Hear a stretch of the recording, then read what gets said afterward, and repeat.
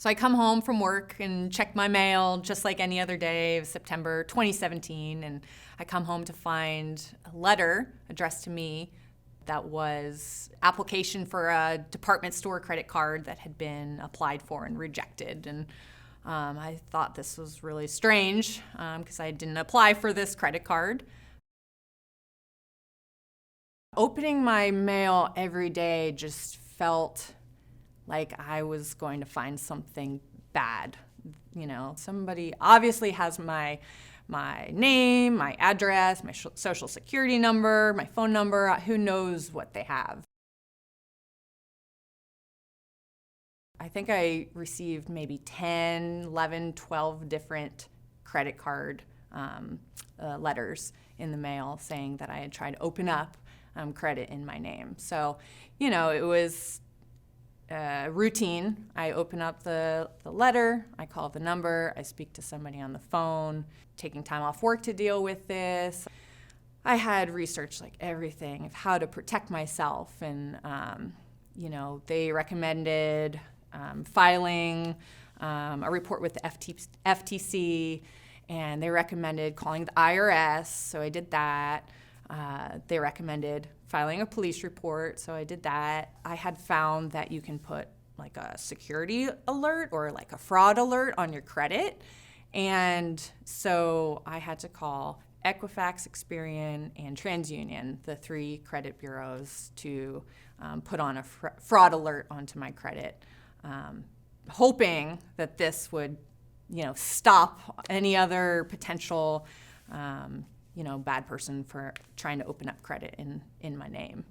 It did not. I still kept receiving week after week just more letters trying to open up credit in places like Old Navy, Home Depot, Macy's, American Express. I decided to take the next step and just lock my credit totally. Nobody can open up credit in your name. So I did learn a lot through this whole ordeal of how to better protect myself and my digital identity and my information. First and foremost, lock your credit. Just skip over putting a security alert or fraud alert on your credit. Just go ahead, lock it down until you need it.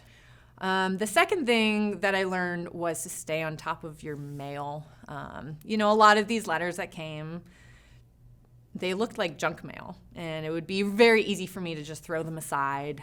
I opened up every single piece of mail. Even if it looked like junk mail, I still open it up because you never know what's inside.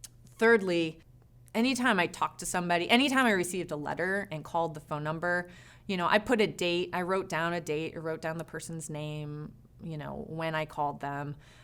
It was, I think, really helpful because of all the things that happened to kind of keep track of everybody I talked to. And the other thing I learned is use 2-factor authentication everywhere and anywhere that you can. I think that's an extra layer of protection and security, really goes an extra step to protect yourself. If somebody steals your identity, it's not just they can open up lines of credit.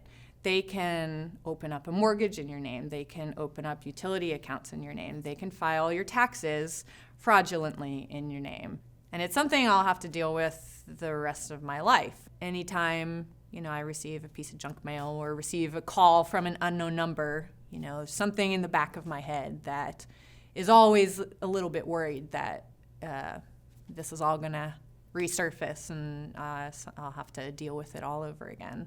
And that's kind of a scary thought to think, I think I've protected my data, but is it really protected? Who has it? Who's out there that has my data still, even after the identity theft, after all the protection and steps that I've gone through to protect myself? Is there still a bad guy out there that has it? I think yes, but nobody really knows for sure. Identity theft is forever.